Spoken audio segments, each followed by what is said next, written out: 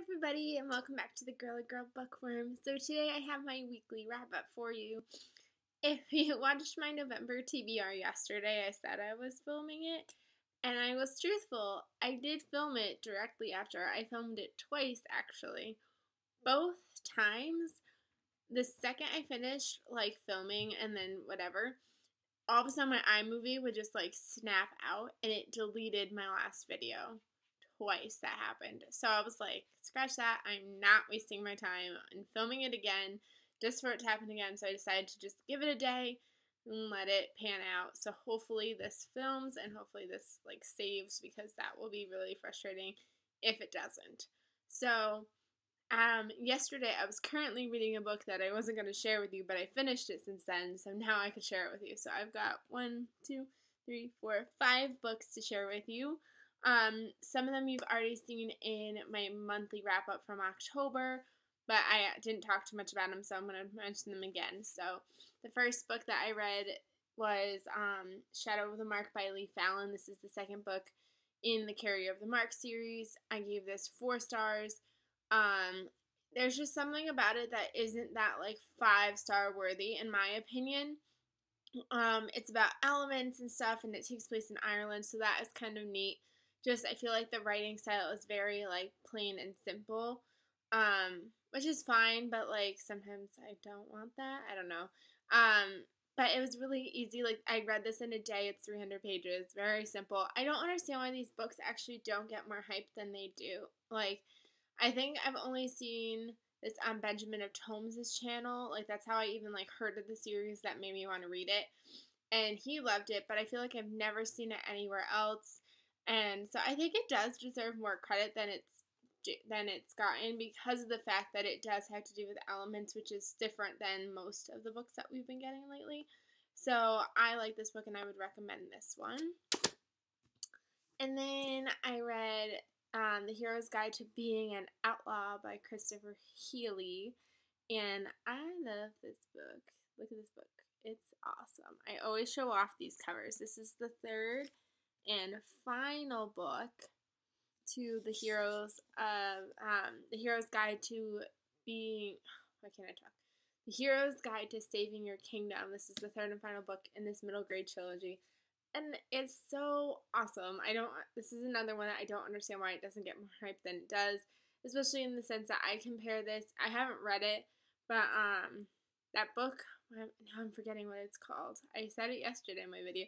The one by the guy that was a character on Glee or something. I'm picturing the cover, it's blue and the kids are falling into the book or something. I don't know. I'm totally forgetting what it's called. Ratty! Sorry, he's being fresh. This is a book about, hi, stop it. The, Prince Charmings, who are kind of forgotten because obviously their princesses are more famous than they are. So they have to, prove themselves worthy, and obviously adventure ensues, and it's really fun. I like this trilogy a whole ton, and I would definitely recommend this one as well, which I've only seen once, I think, on BookTube. Oh my goodness, he is scratching at everything possible today. I'm so sorry. I think I've only seen it once on YouTube, and that's the only reason why I know this series exists. So I'm going to recommend this. Go read it now. Especially because it's awesome. It's got pictures in it. Yesterday I was able to find a good amount of them. Watch me not be able to find any today. It's got awesome illustrations throughout the entire book. I think I found another one. Yeah.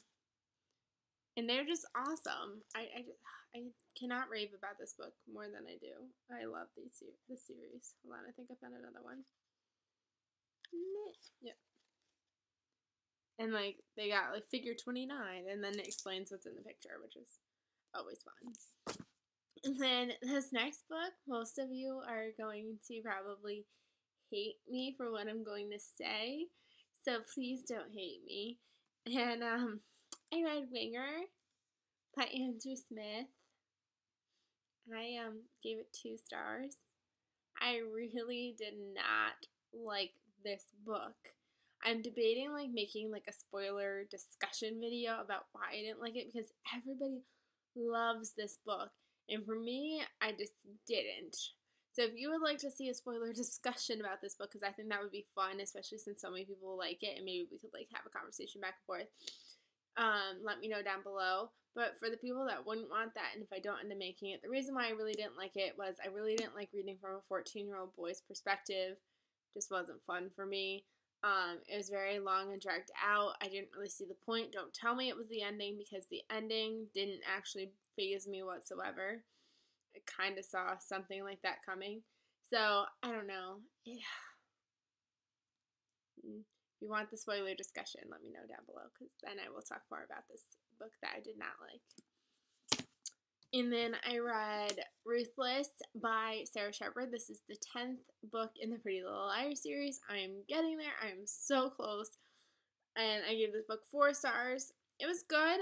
I liked it, just like I like all the other Pretty Little Liars books. But there's just something about it that wasn't like 5-star worthy like some of the other ones were.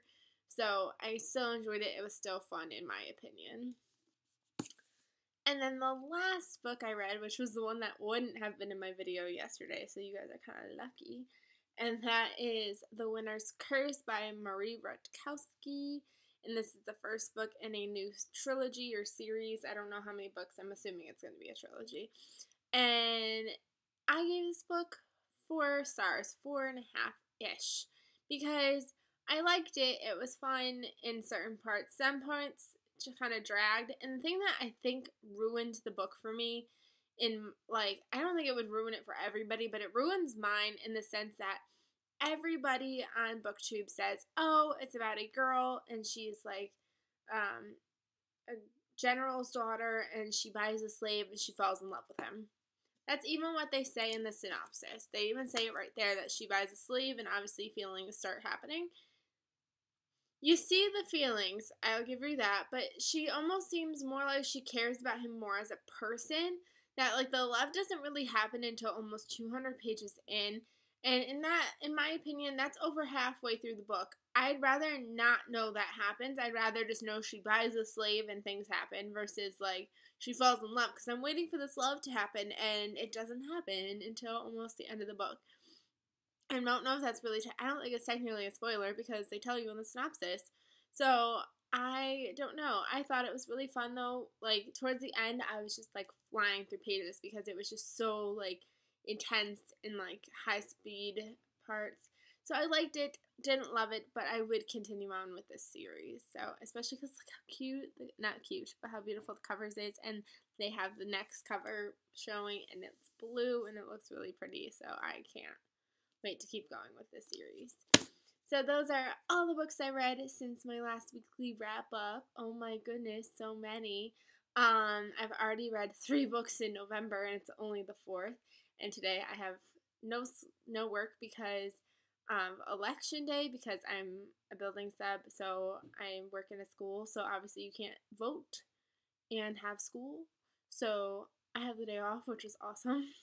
So I'm going to vote and then do some reading. I might go to the library. I know I don't need any books, but I feel like it's been such a long time and I have the day off, so I might as well do something with it. So I might go check it out.